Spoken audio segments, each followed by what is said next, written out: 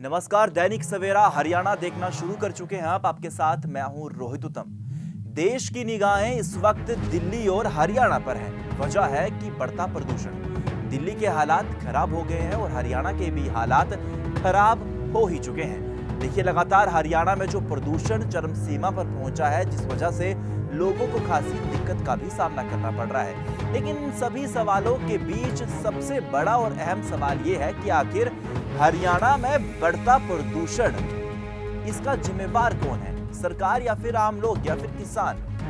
इन सभी के जवाब हम इस वीडियो में खंगालने की कोशिश करेंगे। लेकिन सबसे पहले शुरू से शुरू करते हैं। बीते 2 महीने पहले जब AQI लेवल बढ़ना शुरू हुआ, तब किसानों को टारगेट किया गया।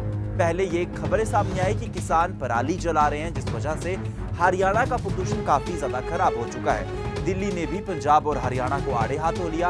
उसके बाद फिर सरकार द्वारा सख्ती दिखाकर किसानों को किस तरह से जुर्माना लगाया गया और गिरफ्तारी भी कई किसानों की गई। उसके बाद भी हालात नहीं सुधरे।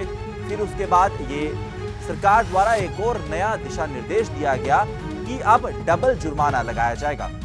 हालात संभले ही थे। उसके बाद दीपावली आ गई और दीपावली के बाद हरियाणा में जो हवा थी वो जहरीली हो गई। दमघोटू हवा के कारण लोग बीमार पड़ने लगे। हालत अब इतने ज्यादा खराब हो चुके हैं कि सरकार को अब 5वीं कक्षा तक के स्कूलों को बंद करना पड़ा है। ऑनलाइन कक्षा बहरहाल जारी रहेगी। लेकिन इन सबके बावजूद भी हर साल हरियाणा में बढ़ते प्रदूषण की वजह से लोगों को इसकी कीमत चुकानी पड़ती है। सरकार अनेक दावे करती है कि हम जमीनी तौर पर अनेकों प्रयास कर रहे हैं, अनेकों प्रोजेक्ट चला रहे हैं। तो ऐसे में देखिए, सबसे ज्यादा हरियाणा की बात की जाए तो इस वक्त भिवानी के हालात काफी ज्यादा खराब है। उसके बाद गुरुग्राम, कैथल, हिसार, अनेकों जिले हरियाणा के बद से बदतर हो जा रहे हैं। हालांकि कुछ दिनों पहले हमने गुरुग्राम से कुछ तस्वीरें देखी। लोगों ने खुद आगे आकर आर्टिफिशियल रेन करवा दी और ऐसे में स्वास्थ्य विभाग के हाथ पांव फूले हुए हैं। लगातार अस्पतालों में मरीजों की बाढ़ आ चुकी है। स्वास्थ्य चिंता उनको लगातार अपनी हो रही है। लोगों से भी लगातार प्रशासन और सरकार अपील कर रहा है कि कोई जरूरी काम हो तभी घर से बाहर निकले। लेकिन अब इन दिनों हरियाणा में कोहरा और धुंध और प्रदूषण एक साथ हो रहा है, तो लोग भी असमंजस में है कि आखिर ये पोल्यूशन है या फिर धुंध है।